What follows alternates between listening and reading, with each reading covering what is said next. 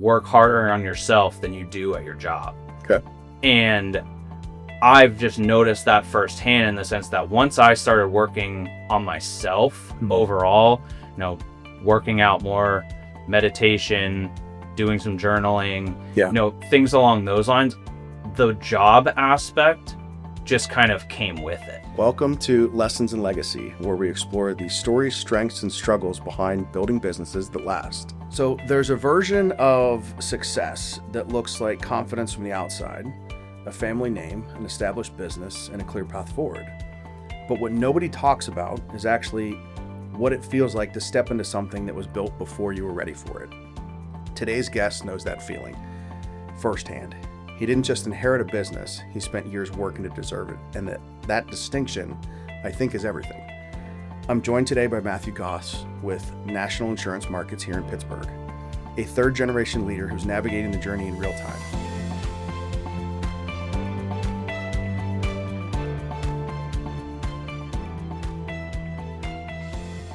Matthew, welcome to Lessons in Legacy. Thank you. One of the biggest things, I think that we want to talk about today is, there's a version of success and how, let's really start at the beginning. Not necessarily the company's beginning, but yours. You've been in this business for 12 years now? 12 years. So take me back to the early version of you in this role, and what was that actually like? Yeah. So to kind of start from the beginning is, I started with the business out of college. Okay. Had no idea what I wanted to do. Mm-hmm. And I didn't really even know what my parents did, actually, for a long time. They did a very good job because both of my parents have worked there for combined over 80 years. They've been there 40 plus years. Mm-hmm. So they did a really good job with myself and my brother, coming home every day, not bringing their work home to us. Mm-hmm. So for a long time, we really didn't know, what they did. My brother and I always kind of joked, and my mom would talk about it still, that we didn't think my dad worked, or that my mom didn't work because my dad would just call the home phone and we would just answer. Mm-hmm. So he's always calling home to just talk to my mom. Yeah. So it was interesting, at least to start off with, because I didn't really know. Mm-hmm. And then, I did a little bit of odds and ends throughout college just to, help out a little bit, and interviewed for a medical sales job after school just because I had a connection there, but I didn't end up getting it. Okay. Knew that I needed to work overall. So I basically scheduled a meeting with them to come home and talk to them about the potential of just actually coming to work with them. They definitely didn't need me. Mm-hmm. At the time. Okay. But, their son, their oldest probably, comes and asks to join the family business. Mm-hmm. And I think there's pretty much no way they're going to say no, in their minds at least. Yeah. And, they just kind of put me in, hey, yeah, we'll bring you in and you'll learn the business. And that was kind of the plan. So I started probably the next week, mm-hmm. if anything. I don't really remember the exact timeline, back then, but I started, and then the first thing that I was doing was studying for my insurance test, a health and life test. Okay. So that was really my first kind of role / job, right. was get this in place. And I remember I was nervous. Yeah. It took me a little while to study because I was studying in the office mm-hmm. while doing, other things and learning just the overall everyday tasks, mm-hmm. learning our agency management system, talking to some of the agents, things along those lines. Right. But I still remember distinctly because this was right whenever Affordable Care Act started. Mm-hmm. So it was 2014. Okay. And I went in, was taking my test, and a lot of the questions, so it's 150 questions if I remember correctly, there were a minimum probably 25 that talked about Affordable Care Act. Yeah. My review stuff never mentioned it. Yeah. Not once. Right. So I'm going through this I'm dead in the water type of thing. Yeah. And I don't know what happened, but the last 20, 30 questions, I remember I breezed through, but I still was I guessed on literally all of these ones for Affordable Care Act. Right. And I passed by 1%. Yeah. So But you that, passed. yes, I passed, and I did not have to worry about it ever since then. That was like, I remember being so nervous Yeah. for it, but that was at least like how it kind of started. Yeah. I didn't have it, as weird as it sounds, looking back, is like, I didn't have a kind of defined role. Yeah. I was just kind of there to learn the business Mm-hmm. overall and just take in kind of like Yeah. what was going on. Yeah. Did you ever feel like there was any pressure from, I mean, you mentioned that, your parents combined to work there for what, total of 80 years? So this More was, than that now. this was Yeah. started by your mother's parents, right? Your mother's Yeah, father? Yep. And explain to, I guess everyone watching or listening here today, what exactly is National Insurance Markets? Yeah. Like, what do you guys do? Yeah. We're a health insurance brokerage, Okay. health and life, but health insurance focused and mainly on the Medicare side. Okay. So we go out, we recruit property and casualty agents that work on the personal line side. Mm-hmm. We talk to financial managers, financial advisors, wealth management, kind of that whole slew as Mm-hmm. well, that work with independent clients. Yeah. Not necessarily on the commercial and business side. Mm-hmm. And then life insurance agents. Okay. Those are the main three kind of like demographics of businesses that we work with. Yeah. To add to what they are currently doing. So it's not necessarily you're going out to talk to the, I guess, individuals. You're more dealing with like the businesses, the life insurance agents, that's how it's always, the advisors. That's how it's always been. It's Okay. kind of morphing a little bit. Yeah. And we can get into that as we go through, but it's always been kind of first and foremost on the brokerage side. Okay. We go out, we train, certify all of them to offer those types of products and just use it as a value add to what they're already doing for their clients. Okay. Did you ever feel like there was any pressure? You mentioned you went to your parents and said, hey, you're not sure what you wanted to do.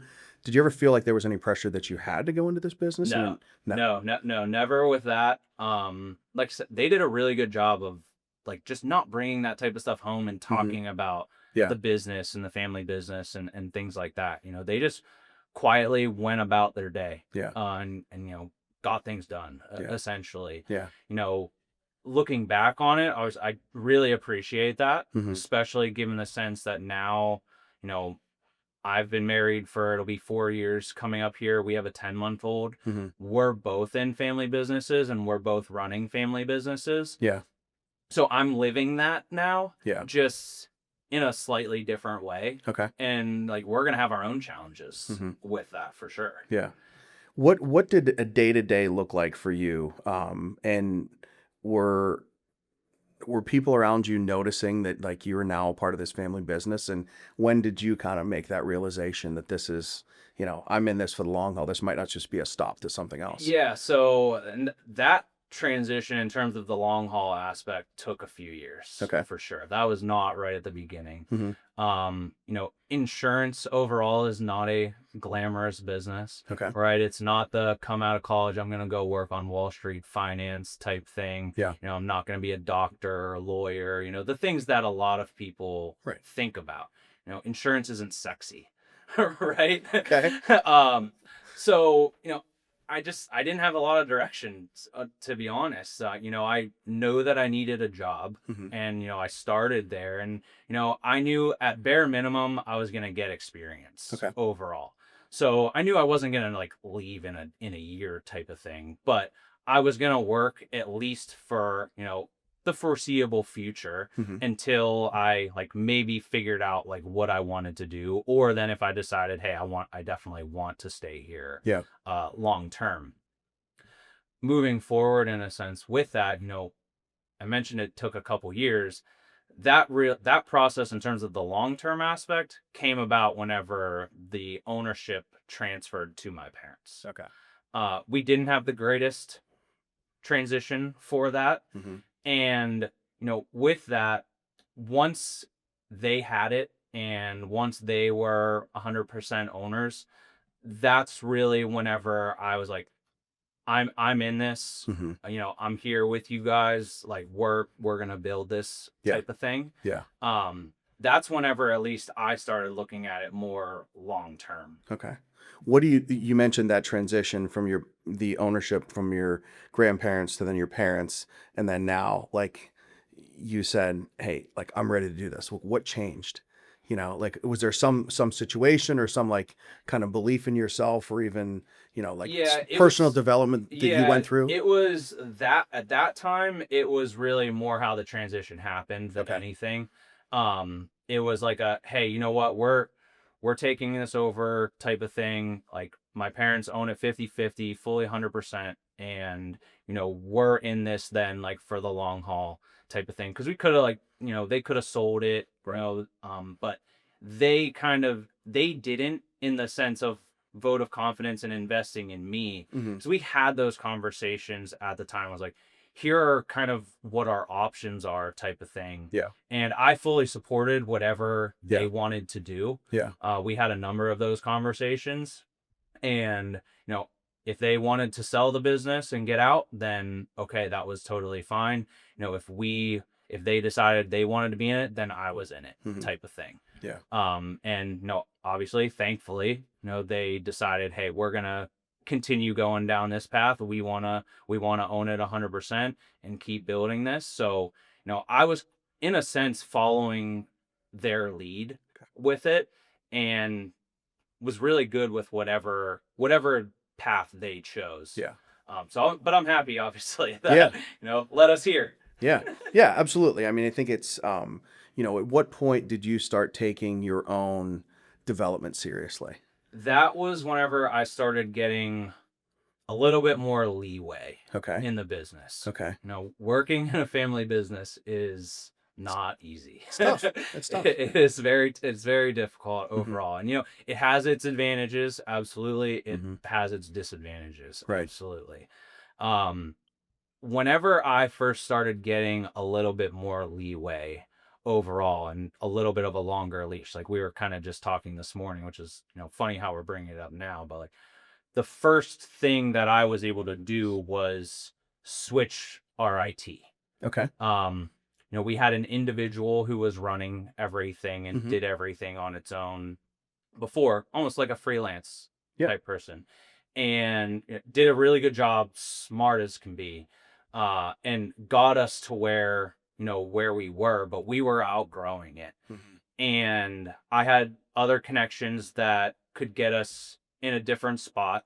And ideal really for either less or more, like it didn't really matter, but it gave us so many more options Yeah. overall, and Yeah. we would be able to expand what we were doing. They could take you to that next level of where you were trying to go, not necessarily Correct. where you were. Yeah. Yeah. And they gave me the full like go ahead Hmm. to be like, okay, this is your project. Yeah. Like, get it done. Yeah. And then around the same time, we wanted to switch our agency management system because it was the same type of thing. This was limiting us. We didn't have any access outside of the office, and for a while at least, still in this, like, myself and my parents, we're working a lot, Hmm. and you're accessing things outside of the office, outside of normal business hours. Like, we wanted to be able to have that instead Right. of being able to be limited. Hmm. We probably could only do about 25% of our work before that. Okay. After we made the IT change and the agency management system change, which all happened in about a 3 to 4 month span, Hmm. right before our busy season, we kind of jumped in with it. Yeah. Like, we went to full 100% That's after good. that. Yeah. Not that we were doing that all the time. Hmm. That wasn't the goal, but the goal was access. Yeah. Flexibility. Overall. Correct. Right. Exactly. That's really where, things started to at least change a little bit on that, especially like the internal and external, because everybody liked the changes, Hmm. that we made and Yeah. that I instituted Yeah. there. And you had that ownership. Correct. Yeah. Yeah. And we still have them. So Yeah. they've been working out. That's So, good. yeah. That's good. Were there any like mastermind groups or, a lot of people will lean on resources, like maybe outside of their own Yeah. organizations? I mean, have you gotten Yeah. involved in any things like that? Yes. And that's kind of where really everything kind of started taking off a little bit. Okay. We never really did a ton of conferences Hmm. and stuff like that. We just kind of how my parents were at the beginning. And, I mentioned like they came home, they did their work. Yeah. And that was it. That's how I was brought into the business. So that's all I did for a really long time. That's all Yeah. I knew. But things were changing in the Medicare space overall. And I knew that we needed to get out a little bit more to just stay ahead of what's going on Mm-hmm. and being in the know a little bit more, and bring some outside ideas back to our agents, Right. because they look to us for guidance Yeah. overall. And so I went to a couple conferences. Okay. And this was probably about 4 or 5 years ago that I went to the first one. Yeah. Went there for work. I'm all work, no play whenever I go to that stuff. Like, I'm not there, some people go for parties and Yeah. and things like that. Like, that is not me. Like, I'm there to get stuff done. Yeah. Because I'm here for a reason. Mm-hmm. The second or third one that I went to, they sold a mastermind group Okay. from there. Obviously an upsell type of thing for what you're doing, but the idea of it and like what I could potentially get out of it, like, Mm-hmm. I loved what they were talking about. Yeah. So I remember I walked directly out of it and called my parents. I was like, hey, they're doing this thing, it's going to cost X amount. Yeah. It's going to upfront, then we're going to have a monthly cost, but like, I'm going to be able to go to these things in person, so on and so forth, weekly meetings, all this stuff.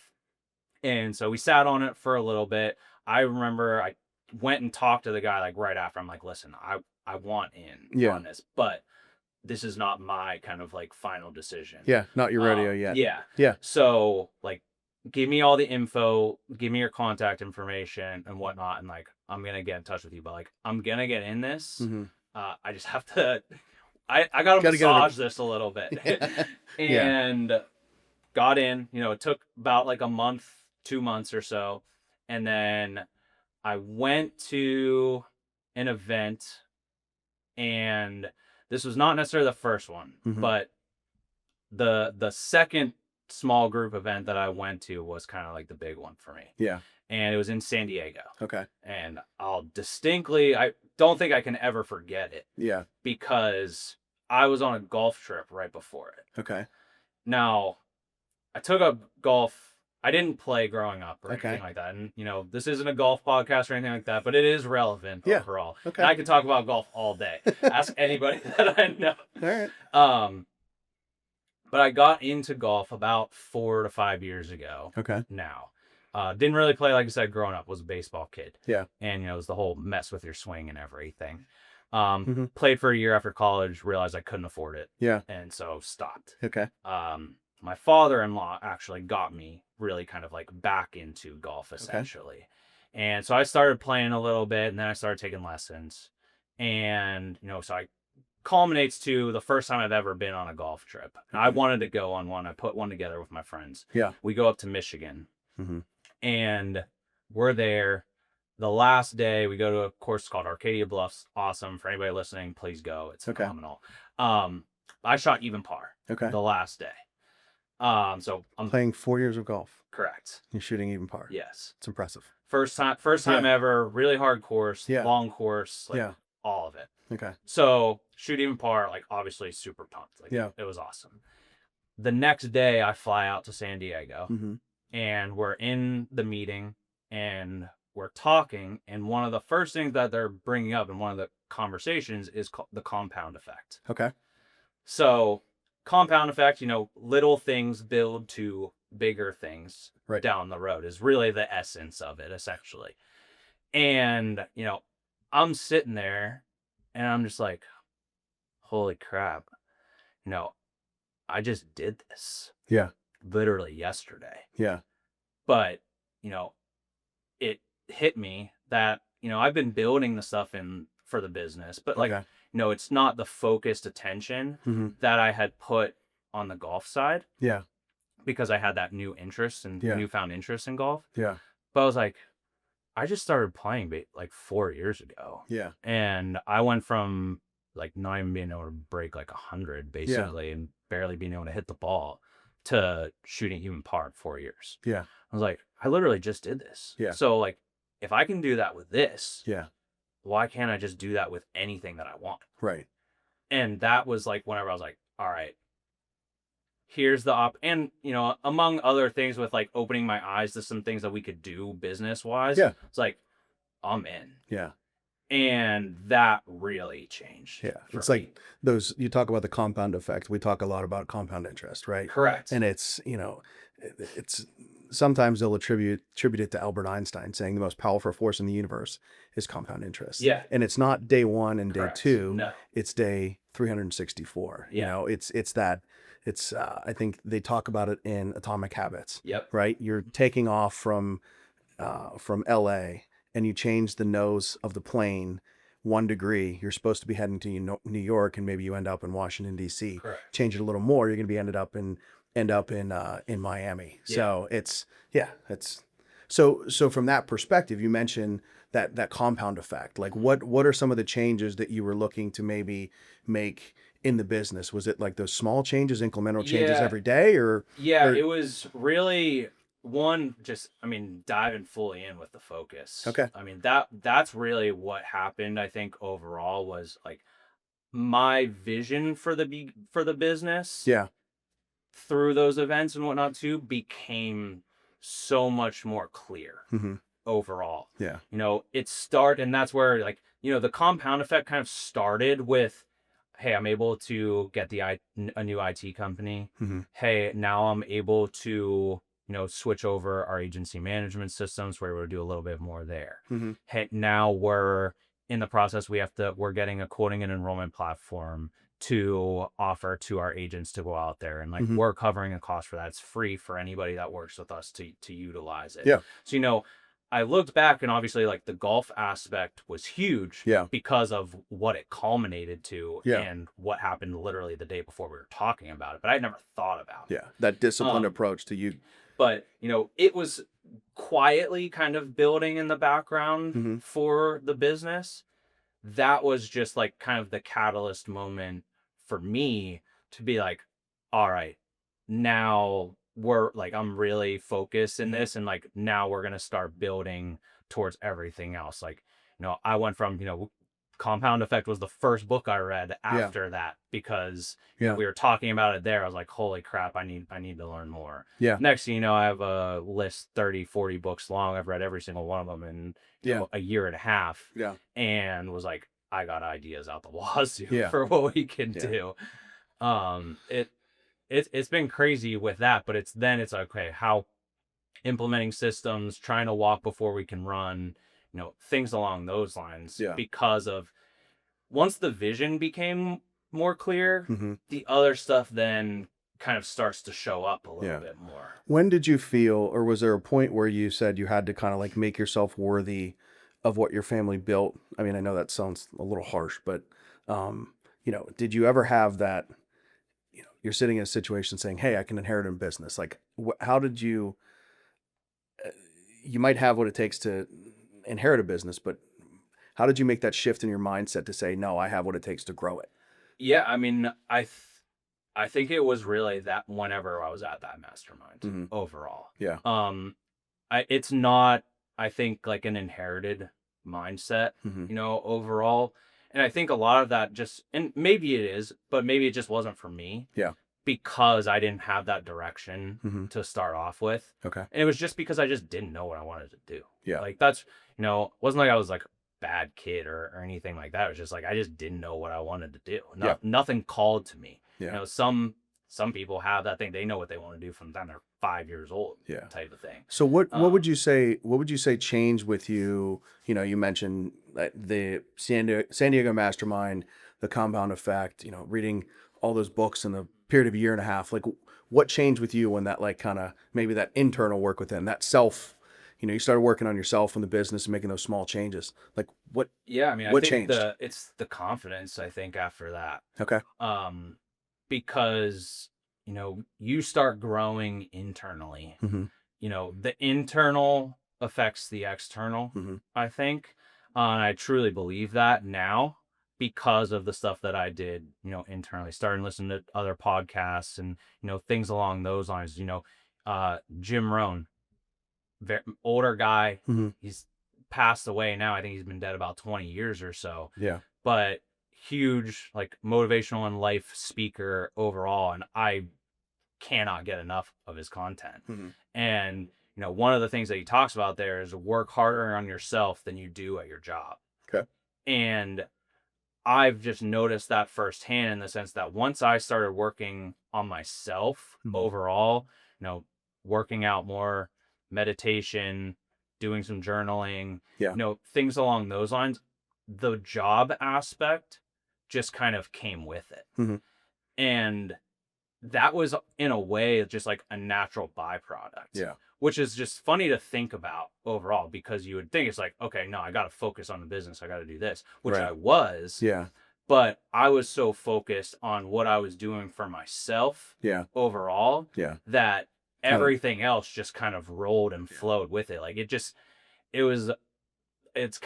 weird. It's like a weird autopilot almost like happened. Yeah. Where it's just, you're just going. Yeah. Because you just knew what to do. It's So weird. So how do things look different today versus, before you made that switch, before you made that internal change? Now, I mean, I'm much more of a leader, I would say, in our business. I think they're now looking to me overall. They've always come to me for questions and answers, especially as I was there just learning and whatnot. My dad's not there. I'm doing all of his stuff. That's kind of how I learned to do everything, was just, be there, show up, and just learn by doing the job, and just learning how that was. But I wasn't necessarily, in my opinion, kind of like becoming a leader at that time. I was just becoming a wealth of knowledge. Okay. Now I'm looking to kind of further that development in terms of the leadership aspect. Okay. And, having them kind of follow me as much as I can, like, and leading them on that kind of personal journey as well. I'm trying to do that for our current staff, as well as anybody new that we're bringing in. We started EOS, Entrepreneurial Operating System. For anybody who doesn't know, if you're ever even thinking about it, I cannot recommend it enough. It is phenomenal. Yeah. First Read Traction by Gino Wickman. Yes. Yeah. So I read that, read Rocket Fuel right after it, and was like, we got to do this type of thing. So what when talking about EOS, are you more of the visionary? Are you more the integrator? Kind of like, what's your... Well, the funny thing is, for anybody who knows, you talk about seats here. In our initial meeting with it, the very first day, the focus day that they call it, our implementer, he's awesome. Shout out to you, Anthony. He looks at the board and he goes, "You're in 11 seats. We want you to be in like 1 or 2. We need to do something." And, right people, right seats. Yeah. And like, I mean, just doing that has helped us so much, because it's the leadership team, me, my mom, and my dad. In there having conversations with them, trying to drive the business forward, but having that other person in the room has helped significantly. And has helped us get more of a clear vision of like how we want the business to be set up internally. And that has helped me become, more of that like almost inspirational type leader, and trying to build the culture of the business, and, build it the way that essentially like I see it long term. Overall, we never had stated core values before. One of the interesting things about EOS is, it talks about the concept of core values and having them as a business. A lot of the times people talk about that on the personal side. You don't think about it on the business side. However, every business does have them. They just haven't taken the time to actually think about what they were and write them down. But it's funny, whenever you actually write them down, as soon as you actually get the ones that you want, 3 to 5 of them, it doesn't have to be anything more than that. Things just like start to crystallize a little bit more, because then it's your like, culture. And it's like, oh, we've done this stuff all the time. We just never actually wrote it down and had ways to actually express it.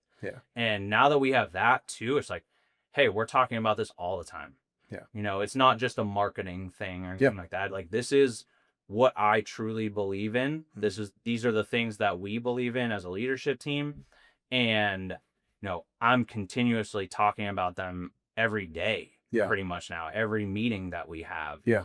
anytime that we're bringing people in, because we're in the hiring process, like these are the things that I'm talking to them about beforehand to make sure that they even align with that in the first place. Right. Because otherwise, then, it's just not fit. Yeah. But we want to make sure that they're, like you said, right people, right seats. Yeah. And do they get it? Do they want it? Do they have the capacity to do it? Yeah. So, I mean, you mentioned growing the business, and I know that it's maybe not just the traditional story, but you're not just running an insurance agency. What is national insurance markets doing that most people in your space aren't? Yeah, I think the big thing that we're not doing, or that we are doing actually, is becoming more of that hybrid agency. Okay. And that's kind of where, going back is like the whole like vision of what I think the business could be and what we're working towards overall comes into play. Because, there are a number of there's people across the country that do what we do overall, and they recruit agents and all that. But that's, for many of them, that's the only thing that they do. Whereas, it started as a side thing where, I got my license and my dad and my mom had their license, and like basically just like for us to make some extra money, like we sold Medicare on the side. Yeah. We sold health insurance on the side. Yeah. Well, then, one thing kind of leads to another, because not all of our agents do everything with us. So that's kind of how it started. Hey, I don't want to do this. Can you write this for us? Yeah. And so it started that way, and then it just starts snowballing, going back to compound and everything. Yeah. It starts snowballing a little bit, and we know that we do a good job overall, that it gets to the point that like it can become its own business essentially. Right. And we're focused in Medicare, and that's where we write most of our business, and becoming kind of more of that hybrid agency. One, we can help out in a number of different ways, because not everybody wants to get licensed and trained and certified if they work in those three sectors that I talked about before: property and casualty, personal lines, life insurance, financial advising. But they all have clients that are over age 65 or in the pipeline of turning 65 that they're just going to either not do anything with whatsoever and not even bring it up, or they're going to send somewhere else. Yeah. And I think the cool thing about what we do is, we're just going to stay in our lane. Yeah. It sounds so simple, but, we're just going to stay in our lane on the Medicare side. Yeah. Hey, you have this client. You worked hard to get this client. Yeah. Why let them go somewhere else and risk competition? Yeah. That, the other agency down the street or in your town, especially if you're in a small town, and you offer home and auto and renters and things along those lines, and the agency down the street also does, but they offer Medicare. Yeah. So they went down the street, got Medicare from them. Now, as any good agency or agency owner or agent would do, once they have one, right, you're gonna get everything else. You start talking to them. Hey, we should quote this. Hey, we should do this. Well, by just not doing the Medicare aspect and letting that client go, you're now risking, one, not only just like what you could have had in terms of writing it and the commissions and things like that, but you risk the relationship, and you risked anything that you were going to get that you already had previously in terms of money and commissions and things like that. So you kind of lost twice. Whereas then, if they don't want to do that with them, hey, we're here. We'll write the business if you don't want to get licensed and certified. But that's the only thing that we're going to do. So we don't play in the same space. So those agents could essentially come to you if they necessarily don't want to write Medicare business, or if they do want to write Medicare business, they can do it underneath your brokerage. Correct. Getting licensed, getting trained. Correct. Okay. Exactly. So we can work with them in either capacity. Versus before, it was if they didn't want to get licensed, we just kind of had to walk away from it. When did you see that change? It's been something I think that we've been building towards. Just really more in the background overall. It's really over the last year or so that it's becoming a little bit more in the forefront overall, to be like, because my dad and I, we have the conversation and be like, hey, sooner or later, we're not going to be able to write business anymore. Because we're going to be at capacity and we're trying to, grow the business and things like that. And I was like, well, the same thing applies though, where, enough people are referring business to us and we're working with enough other people, like the business isn't just going to stop. So we either have two decisions. It's either one, cut it off completely. We don't write business as a business overall anymore. We don't write anymore. Yeah. And we only service the agent side like we had always done. Yeah. Or we really kind of, not try to focus on both in a sense because, we don't want to get too diluted. Yeah. But now it's an option. Yeah. And now it's something that we'll actually talk about versus just kind of playing in the background type of thing. And I think overall, it's not competition for our agents. Yeah. Because if we're out there testing new different ways to bring in clients, maybe it's ads on Meta or, going to networking events or holding educational events and, things along those lines.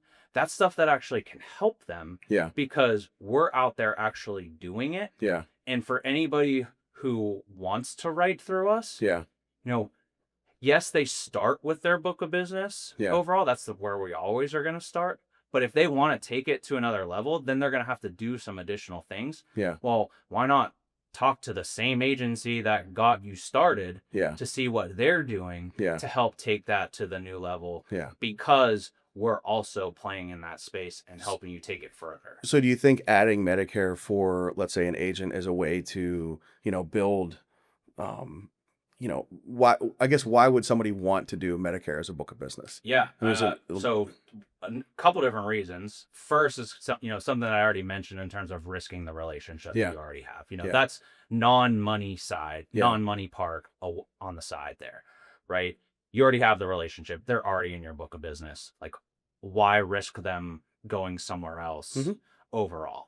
Second is it's a completely new and additional revenue stream for you that, going back to compound effect, we've got a theme here, it builds over time because you get renewals for it. It's not, once you turn 65, you have to have Medicare every year. And 80 to 90% of people, there's the stats out there, anybody can look them up, 80 to 90% of people, that is the only way that they can get their health insurance whenever they turn 65. Yeah. So they have to make a decision. Yeah. They have to go somewhere. Yeah. It's just a matter of Yeah. what they're going to do and who they're going to do it through. Yeah. And you've already done the hard part. You already have them as a client. That's the hardest thing. Yeah. So why not offer something like that to them as an additional service? You then open up an additional revenue stream for you on the flip side of it. And now you have multiple policies with that client as well. Yeah. Everybody knows then too, the more Harder to policies switch. you have someone, the stickier they are as well. Yeah. So it's almost like it's a wealth generation tool for the agent. Absolutely can. Yeah. Absolutely. So what stops people from wanting to go into this market on their own? It can have a high, at least initial barrier to entry. Okay. Maybe, and it's more of like, I think, a mental thing because they haven't done health insurance. Health insurance scares them. Yeah. Right. And Medicare can be complex. There's a lot of nuances overall. Yeah. And maybe they just don't know what to do, how to get started, things along those lines. Yeah. It can be a time aspect as well, depending on, where they're at in their business and, what their focus is, at that time. So, there's a number of different factors that can kind of come into play, but I think that's why it helps having someone like us as well, because, we're able to walk them through that entire process. We're able to take them through a training process overall to get them familiar. Yeah. They have us then on the back end for any questions. Hey, if they're in an appointment, same thing that they probably did whenever they first started in their own business. Yeah. You call the boss or whoever it is, you're sitting in the home, is like, oh crap, I don't know what to do with this. Let me call someone and I'll get that answer for you. It's exactly what we can do. Yeah. You're the Medicare experts for them. Correct. So they don't necessarily have to know everything about it. No, they don't have to. We teach them as much as they need to know to get it off the ground. And obviously you just learn more by doing it. Yeah. And then obviously, the whole goal is to have them running at the end. And so what does an agent that comes to work with NIM, what do they get? So first and foremost would be the training aspect. Okay. We'll walk them through that training to get them started. Yeah. Because it's not necessarily, I talked about the high barrier to entry portion. It's more knowledge Hmm. process than everything. Okay. Compliance as well. It's not necessarily monetary, Yeah. especially whenever we talk about the fact that, we're getting them started with their book of business aspect. Yeah. It's very small in terms of like the actual amount that they have to put in to just get licensed and certified. It's Yeah. very, very minimal. Okay. So it's really more about those things on the back end, Hmm. the nuances of what's going on, the actual knowledge, the compliance aspect, things along those lines Yeah. that we can help simplify and walk them through Yeah. to at least get them going. Right. From there, we offer live demos every month of the quoting and enrollment platform that we have. Hmm. We do 2 trainings a month as well on just various Medicare topics and whatnot Yeah. too. So it's, an ongoing kind of like quote unquote continuing education that we're, providing as well. Yeah. So, it's not just, hey, come work with us. We'll get you licensed. We'll get Yeah. you set up. And then we just disappear. Yeah. Type of thing. It's not like they're going in and pushing the easy button saying, hey, I want to do Medicare, but you're giving them almost like a toolkit. Correct. That they can get that education and that training. We want to moving build forward. that into their arsenal overall. So that way it becomes more of that conversation to their current clients and everything. And they know, where to go. Right. Is there a right fit agent for like what you're ideally looking for? Yeah. I mean, the main thing would be, they want to grow. Okay. Overall. Entrepreneurial mindset. They have to have at least that mindset. Yeah. If they, they don't have the growth mindset or the entrepreneurial mindset, like it's just not going to work. Yeah. Because you've got to learn something new overall. Outside of that, though, the main thing is, you don't even necessarily have to have a book of business to start off with. It's just, going back to the barrier of entry aspect, the monetary one's going to go up at that point. Yeah. But if you have a book of business, especially, I mean, there's a ton of property and casualty and life agencies out there that have been around for a very long time, have done very well for what they offer, that have a huge client base that they're just sitting on that they could tap into. Yeah. So I think that's kind of, the main thing there. It's like, it's just a matter of what somebody wants with it. The growth mindset and the entrepreneurial mindset aspect is definitely first and foremost. You got so it's almost like it's Medicare is maybe like a multiplier, from that perspective, because they've built, you mentioned the PNC, the property casualty agents that are out there that maybe have a book of business and like maybe it's been established for a while, but this is that one piece they're not adding. Yeah. Correct. And so. it adds so much value, overall. Yes, it helps in terms of, the money aspect for them growing their business, but it adds so much value to them in terms of what they're offering their clients. Yeah. They're just giving them more and more things that they can do. Because not everybody wants to go, to 5 different places to get all of their different insurances and whatnot. Most people are looking for like a one-stop shop if they can. Exactly. So why not offer something like that and, be that person for them? Because, not to beat the dead horse, but like you already have them. Yeah. They're already sitting in there for you. It's almost a low-hanging fruit. It is. It truly is. It's just a matter of getting up and going and all that. Yeah. Let's shift back to, you and your identity with the business. Like when you walk into the office, who do you think of first when you think of yourself? Is it like, is the leader or or do you still think it's like the ownership's the son or like the next generation? Leader, like, for sure. Yeah. Leader / next generation aspect. And a lot of that's been with the EOS portion, like, going back to the 11 seats and things like that. And, trying to get myself out of those, and building, for the future as to like, what our 1-year goal is and like in terms of the internal structure, 3-year, so on and so forth. And it's building myself into, that visionary integrator full role, ideally long-term, just the visionary aspect. And, I can't do that without being a leader. Right. Overall. As the visionary or as the leader, just in general, like you set the culture. Correct. For it, right? Like that is kind of like your first and foremost job. And that's something I've learned, over the last year or so in particular. And something that I'm now really focused on overall because of that internal growth that I went through. I talked to, my coworkers about it, being like, listen, I'll give you I'll buy any book that you want. Yeah. Like I don't care. I'll buy you the audiobook if you want. Yeah. You know, here's essentially like the list. This is what helped me. I'm bringing these different examples in, you know, in our weekly meetings and whatnot now. Yeah. Because I was challenged to be more of an inspirational leader. Yeah. You know, I was directly told to me, hey, you need to start being more of this. Talk about your story and things like that. You know? Yeah. I don't want to be selfish about it. That's Yeah. not the goal. Yeah. But like, I know what it did for me. Yeah. You know, was there a point in time where you kind of felt like you stopped feeling like you were either filling a role? You mentioned like a year ago, like when you guys started EOS and like started being a leader. Was that it, or was it kind of like a different time? No, it's the EOS stuff Was in it? general. So we started it in January, and you know, for better or worse, I knew the way that we were set up currently, that the only way for me to get us moving in terms of our internal transition was to get myself to a point that my parents kind of understood that I couldn't take on anymore. Because I'd been talking about us, you know, trying to bring on new people for a while, but we just kicked the can down the road.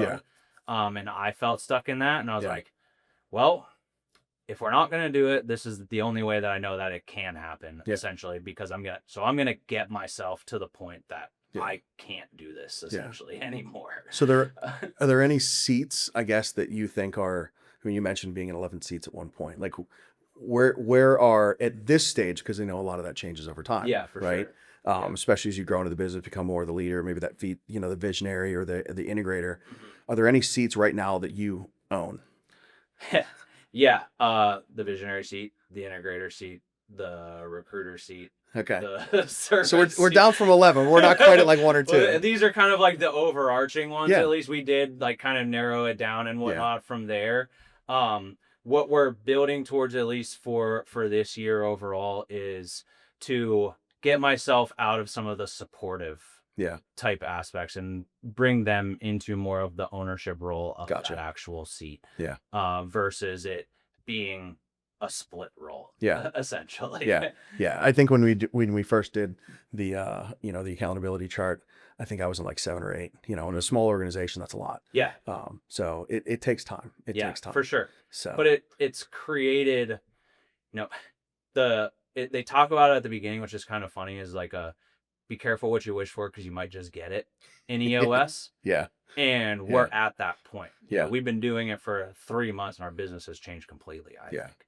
But it felt like, you know, in the first 2 months, my wife and I, we went on vacation. Oh, so you just started this January? Yeah. Okay. It's been 3 months. Okay. My wife and I went on a ski trip at the end of February. So we were 2 months in. Yeah. I told her, as well as like our implementer and whatnot, I'm like, I feel like I've done like 6 to 8 months worth of work in like 2 months. Yeah. Because it was a direct relation to all the stuff that we were doing with EOS. Yeah. So it's just funny how, like, you know, it does kind of come to fruition. Yeah. But like our focus aspect of it is just so much better. Yeah. And even though you're doing more, like, you know what you're building it for. Yeah. You see where you're going. Yeah. Yeah. Let's talk about the family side of it. You know, because this is where, I mean, everybody knows these statistics. Most family businesses don't make it past generation 2. You know, and now here you are, you're generation 3, right? I mean, that there's probably a ton of pressure. You know, and how do you and your parents, let's say, divide authority? And are there moments when lines blur, and how do you handle that? For sure. Yeah. Yeah. Yes. I guess the bottom line answer is just yes. Yeah. You wear many hats. Yeah, exactly. But yeah, it's just funny. Yeah.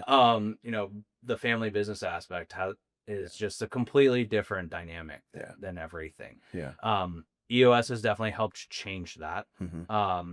With EOS, you know, overall, and, you know, both of my parents kind of talking about what their roles are and, you know, what their viewpoint is and what they're trying to do, has naturally seen the transition happen from that overall, because I have the ideas now, and I also want to get the things in place that, like, they don't want to have to do, Mm-hmm. essentially. Yeah. No, they've earned it. Yeah. Like I mentioned, they've been there both for 40 plus years. Yeah. It's not their time Yeah. to do that. Yeah. But to give them credit, they have now like kind of like relinquished Some a lot reins. of that. Yeah. And they're letting me kind of just run with it now Yeah. at this point. Talking about the walk before you or a crawl before you walk before you run type thing. Like Yeah. Baby steps. I feel like we are running Yeah. right now. Yeah. And it's getting all of that stuff implemented. Now, don't get me wrong. Going back into family business here, you know, I still get mommed every so often. Yeah. I still get, this is no longer, leaders talking to each other. This is dad talking to son. Yeah. Type of thing. Yeah. So like it definitely absolutely you still have those hard conversations. Oh, for sure. Yeah. EOS has helped us have them though. Yeah. We've always been thankfully very, very open with each other. Yeah. With the transition of our business and like how we want to do things. We've been pretty proactive about that stuff. Yeah. But it's the internal stuff in terms of structure and actually getting things moving that we kind of kicked the can down the road a long time. Yeah. Versus the actual like ownership transition and stuff like that. Yeah. Those conversations, funny enough, were way easier to have than these conversations. But EOS has really helped us with that in particular. Do you find that there's things that maybe your parents have built that you guys are like now letting go of? And how do you navigate that without it becoming too personal? Yes and no. Okay. And really it's just more, it comes back to the focus portion. We were kind of the one-stop shop. Yeah. That's how we marketed ourselves. Okay. Overall. Yeah. But we have transitioned our focus much more towards Medicare in particular. Medicare has always been our bread and butter, but we've talked about kind of everything. Now we're going for Medicare. Everything else can just be a byproduct overall. Yeah. And so it's, not necessarily, that's why I kind of say yes and no. Yeah. It's just, we're still doing the other stuff. It's just not the focus of what we're doing. We're focused in Medicare. That's the thing that we talk about overall. That's the thing we bring to the table to start off with. Does that make sense? No, it does. It does. Let's look forward 20 years. Like what does the business look like if it was exactly the way you want it 20 years from now? Like what's different? The size, the culture, the model, are you still dealing with, are you still working? Is Medicare, I know it's probably hard to say, is Medicare still your primary focus? Yeah, so 20 years in general is definitely, with our kind of industry is a long way to project just overall. Okay. Because things change every year. Yeah. With CMS, who's the governing body for Medicare. Okay. We're not just like on a year-to-year basis overall. Like we're still trying to, we still have our 10-year visions and things along those lines of like what we want to do and things like that. Yeah. But a lot of stuff can change overall. And for 20 years, like, nobody kind of foresaw, or that's not be the right word. Yeah. Like ACA coming into play for the individual stuff. Yeah. That dramatically shifted the industry for how things went. So, 20 years outside of the fact that like in general, I don't want to be doing that overall in 20 years. To be honest. We're looking more 1, 3, 10 years. Yeah. Really, so it's hard to say that far out, like what the insurance markets will look like, whether Medicare is being your focus. Yeah, it could change so much at that time. So yeah, I don't want to worry too much about that right now. Right? Yeah, it's hard to say what regulations are going to change a year from now, let alone 5 years. Correct. It could dramatically shift our business overall. We had something like that almost went in that dramatically affected our business that didn't. Yeah. So things change just all the time. Yeah.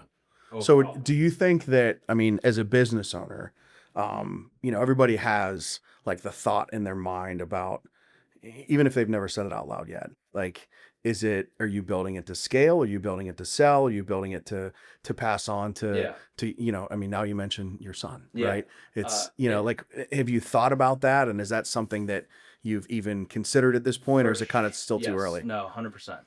That was going back to kind of the mastermind stuff, Yeah. overall.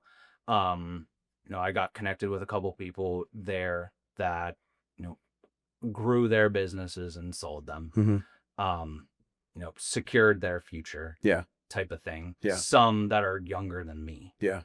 which was crazy to even think about, Yeah. overall.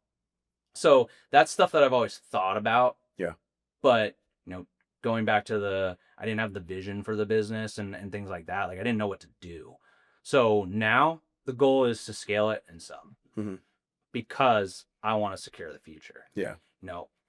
Talk about 20 years, right? My Yeah. son's 10 months old. Yeah. I'm not working another 30 years there Yeah. for him. Or put it that way, this is not the goal for me to do it another 30 years so that way Yeah. he can come in to take it on. Yeah. My goal is to try to build it to secure the future. Yeah. And your parents that's the same vision your parents have too. Yeah, I mean, in the end, it's not going to be their choice. Yeah.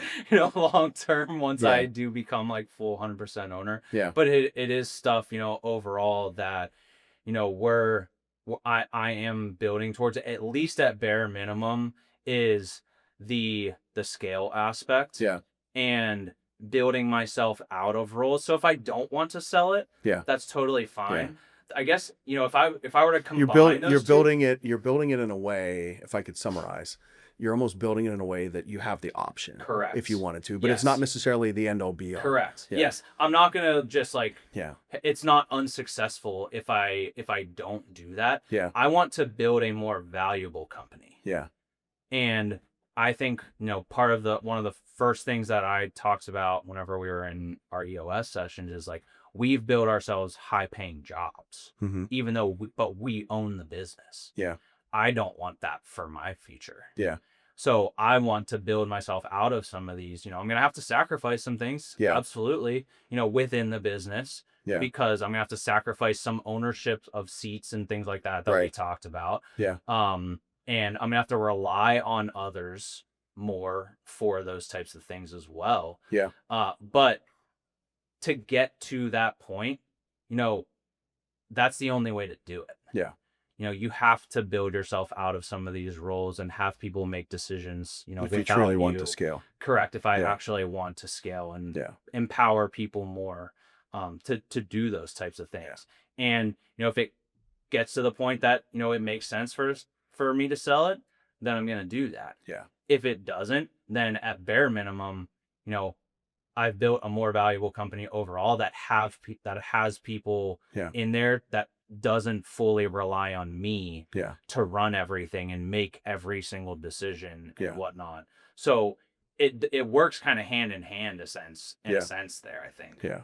So what would you say to somebody who's like starting where you started, like now that you've had time, you've lived in a family business, from the inside, what's the thing that like the second generation or even third generation's owners are most wrong about when they step into like these roles? Most wrong about, I'll be honest, I don't really know how to answer it. Okay. But the thing that I can go back to, at least for the initial part of your question, is like what they should do. Yeah. Is invest in yourself. Yeah. There's no substitute for it. Yeah. Because you make yourself more valuable as a person. Yeah. Overall. Yeah. I can guarantee by investing in yourself, you're going to be more confident. Yeah. Overall. I was not this way. Yeah. My wife talks all the time. Like, I view myself as an introverted person. Okay.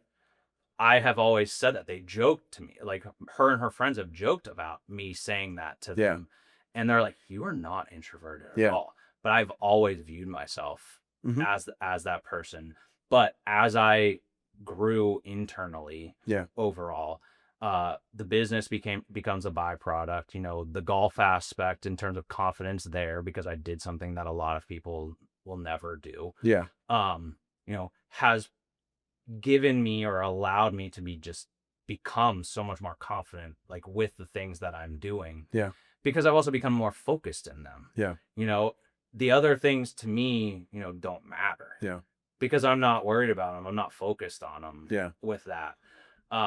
So I think the big thing is just growing internally, Yeah. whatever that means for you. Yeah. If it's finding mentors, if it's, reading books, if it's Yeah. going to a mastermind, if it's going on YouTube, enrolling in night school if you needed to, whatever that looks like for them. Yeah. I think I really truly believe the work stuff does come as a byproduct. Yeah. Just because I did it for myself. Yeah. And that's what I'm also trying to instill like in our culture Yeah. now at the business. Yeah. Like that's what I want to build. Like that lifelong learning almost. Yeah. Yeah. Growth friend of mine uses, and I think he got it from Clint Hurdle actually. It's the white belt mentality. Okay. Everybody's a white belt. You got to start somewhere, right? Yeah. And it's be that sponge, be willing to just keep compounding those wins day in, day out. Sure. It's like doing the little things over time. So, you mentioned, it's kind of like somebody came to you today in the exact position that you're in, smart, somebody who's capable, good foundation. Like what's the first thing you would tell them maybe besides investing in yourself? Take some time away to just think about what you want. Okay. We live in such a fast-paced society now. Yeah. Right. These are some things that I probably wish that I was able to do a little bit more. Yeah. Given the fact that like when I started the process for myself, I had a wife. Yeah. I wasn't single. Yeah. So I have responsibilities, Yeah. and whatnot to her. Yeah. I have a child. Yeah. And so it's not as easy to just like go and do something by myself. Mm-hmm. But like, I think taking some time for yourself to just, the quote unquote unplug, but like, don't just do it for like 20 minutes type of thing. Like be intentional. Be intentional about it. Go away for a weekend by yourself. Mm-hmm. And, don't just sit there scrolling on social media and things along those lines, but like sit down and like, again, be intentional about it. Like think about the things that you actually want. Yeah. Not necessarily writing down what your goals are or anything that can absolutely help. Yeah. But taking the step back to actually look at those things and think about them, because that's not something that I ever did. Yeah. And I kind of wish that I like was able to do that now. My wife would probably kill me if I just said, hey, I'm going to go somewhere by myself for 2 days. I'm not going to talk to you. Yeah. I'm not going to talk to anybody else, Yeah. So on and so forth. Yeah. But I think that that's like, it's probably not the most conventional way of things that people would say. Right. But I think that will give you a much clearer picture. It's the clarity break. Mm-hmm. You really unplug from everything that you're doing, like unplug from day to day, and just really get that. Just spend some time by yourself. Yeah. Get comfortable being by yourself. I don't think I've ever had the opportunity to do that, but that's something I definitely should think about. So many people are not comfortable being by themselves. Right. For like 5 minutes. Yeah. Let alone 48 hours. But I think that's smart. Taking some time to step away and figure out what it is that you really want. And, like you said, your parents didn't force the business on you. It was never like they left their business at work. They didn't kind of bring that home to you. Yeah. And I think that's hard. It's hard. So here's one thing, talking about your parents, did you ever fully appreciate how they were and not like bringing the business home with them, or even kind of like that separation that they had until you were actually in the seat that you're in now in that role? Did you ever really understand it? Not until, definitely not. Yeah. Sure. Not until like my wife and I really became entrenched in both of our businesses. Mm-hmm. Because, she was already working with her dad Mm-hmm. at the time. She's now 100% owner and whatnot. He's still very much involved. Yeah. But not until both of our roles in particular really grew. Mm-hmm. Because, just as being in that role, like you're just so much more invested in it. Yeah. No one is going to be more invested in it than you are because you own it. That's right. And like it's definitely gonna be a challenge Mhm. for us. Just a prime example is just last night. We're sons went to bed, and we're sitting there for an hour and a half talking about things back and forth. Yeah. Same thing then again this morning on the way to work. Yeah. Because it was just a continuing conversation from last night to like rehash, think about ideas, things along those lines. Yeah. Um, so it's definitely something that we're gonna have to work through, Mhm. kind of like overall. Yeah. As he gets older and things like that, and making sure, because I do truly value that looking back. Yeah. That I really do value the fact that my parents didn't do that. They didn't talk about work at the dinner table or Yeah. in front of us. I'm sure they did. Hey, me and my brother are over in one room and they're in another room. I'm sure they're talking about it there. Yeah. But we didn't know about it. Yeah. We didn't hear about it. Do you find it, is that still like, is that still applicable today? Like it's as an individual who's in a family business, I know a lot of times it's hard to separate what is family, what is business. Like, do you find that you're still doing that now? We're pretty good about it Yeah. with my parents overall. There's every so often, Yeah. we will bring something up, and I think a lot it's just because we're at completely different points now, and Yeah. we're in the transition of ownership. We're in the transition of physically moving our office. We're also in an Yeah. internal, transformation as well. So we got a lot going on that like little things will just pop up Mhm. outside of that, but we are generally still very good about like once we're outside of work, unless it's kind of like designated that like we're going to talk about it. Yeah.